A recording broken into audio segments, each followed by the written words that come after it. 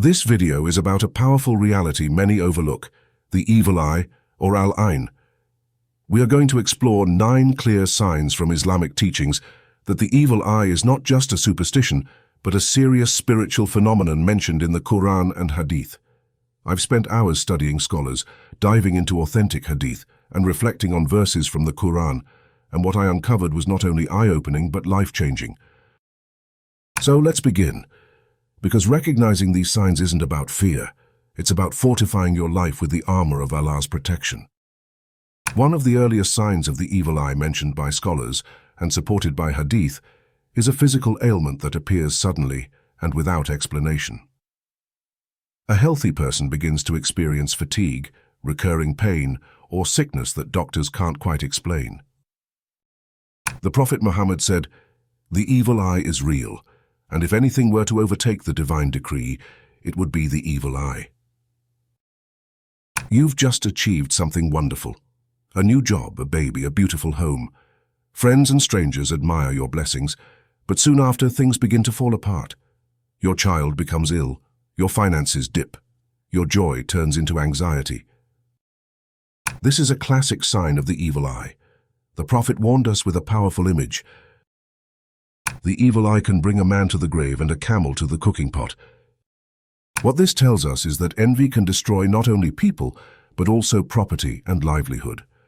Sometimes the damage is caused by people who love you, but unintentionally admire without invoking Allah. Scholars emphasize the importance of saying MashaAllah or Barakah when you see someone blessed, and to teach others to do the same. The Quran itself reminds us in Surah Al-Kahf, 1839, to say MashaAllah la quwwata illa billah when seeing something we admire. Always guard your blessings. Praise Allah aloud. Protect your home with dhikr and keep your gratitude louder than your success. Children suddenly falling ill or becoming irritable. Children are innocent, but also spiritually sensitive. If your child becomes unusually restless, irritable, sick or withdrawn, the cause might not be medical. It may be al-ain. The Prophet used to protect his grandsons Hassan and Hussein with the following words: "I seek refuge for you both in the perfect words of Allah from every devil and poisonous creature, and from every evil eye." You finally start to rise. A business gains traction, a marriage flourishes, or you begin achieving your goals. But just as quickly, everything seems to unravel. Deals fall through, arguments erupt, and doubt creeps in. Often this shift happens after someone takes particular notice of your progress. This is not coincidence. It's one of the classic signs of al-ain. The Quran clearly warns us. And from the evil of an envier when he envies. Surah Al-Falaq 113:5. There's a powerful reminder here. Not all eyes that look at you are free of envy. Even if someone says nothing negative, the heart can send out a destructive force through the gaze. Sheikh Ibn Uthaymin reminds us that not everyone who envies you hates you. Sometimes it's just unguarded admiration that turns into spiritual harm. Don't hide your blessings, but guard them fiercely with dua, dhikr, and daily connection to the Quran. The more visible your success, the stronger your spiritual armor must be. Marital or relationship struggles after praise. One moment your marriage is strong, the next arguments arise from nowhere. Small things turn into big issues, miscommunication grows. Strangely, it began right after someone commented on how perfect your relationship is. This is another form of the evil eye. Beauty, harmony, and love are among the most envied blessings, and when exposed carelessly, they become targets. The Prophet taught us that even close companions can unintentionally cause harm. That's why discretion is praised in Islam. Sheikh Ibn Uthaymin and Imam Nawawi both emphasized guarding marital blessings with privacy. Keep the most sacred aspects of your relationship hidden from social media and public praise. Dreams are a window into the soul, and sometimes a battlefield. If you begin seeing recurring dreams of falling, being chased, snakes or shadows after someone admired or commented on you, take them seriously. According to the Hadith, a good dream is from Allah, and a bad dream is from Shaitan. But dreams can also reflect the presence of spiritual harm, as noted by scholars like Ibn Sirin.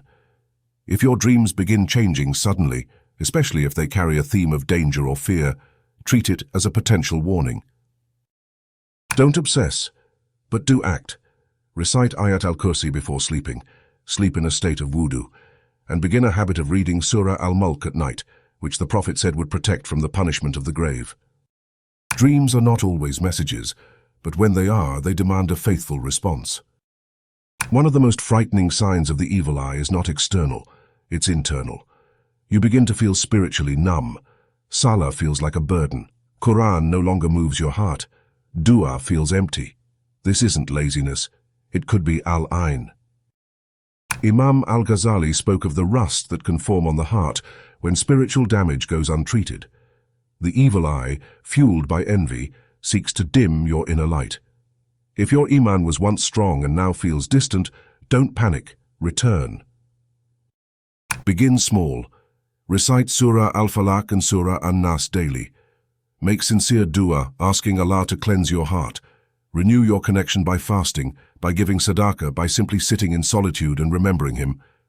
The darkness is not permanent because Allah's light never fades. You work hard, but your money doesn't stretch. You have 24 hours, but can't get anything done. This lack of barakah is often dismissed as poor planning.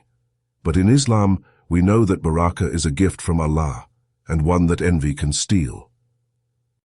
Shaykh Ibn Baz once said that the evil eye can remove the barakah from your home, wealth, and even your children. If you feel like you're running endlessly and still falling behind, consider that what's missing may not be effort, but protection. The Prophet taught us to regularly say, Allahumma barik lana, to ask Allah to place barakah in our time, work, and risk. Begin every action with Bismillah. Give regular charity. Avoid showing off your income or success. The one who gives secretly is the one who is protected publicly.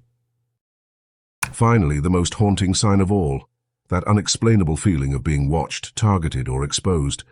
You walk into a room and feel uncomfortable. Someone stares too long. A compliment comes, but it feels heavy. The evil eye is often silent, but it is real, and our Prophet gave us tools to fight it. Among the strongest is this dua. I seek refuge in the perfect words of Allah from the evil of what He has created. When you feel exposed, repeat this dua. When someone compliments you, whisper mashallah. When you feel heaviness descend, do ruqya. Never underestimate your instinct. It's often the fitra alerting you to danger. The evil eye is real, but so is Allah's protection. This video wasn't meant to scare you. It was meant to wake you up. Islam doesn't just describe spiritual harm. It gives us weapons to fight it. Quran, dhikr, dua, charity, modesty, and gratitude. Protect your blessings. Don't display everything. Guard your heart, your family, and your soul. And above all, turn to Allah, because no eye, no envy, and no harm can reach you when you are shielded by the Lord of the worlds. If you enjoyed this video, you'll love what's next. We have more videos on this topic. Click the playlist on your screen to dive into more content. May Allah bless you.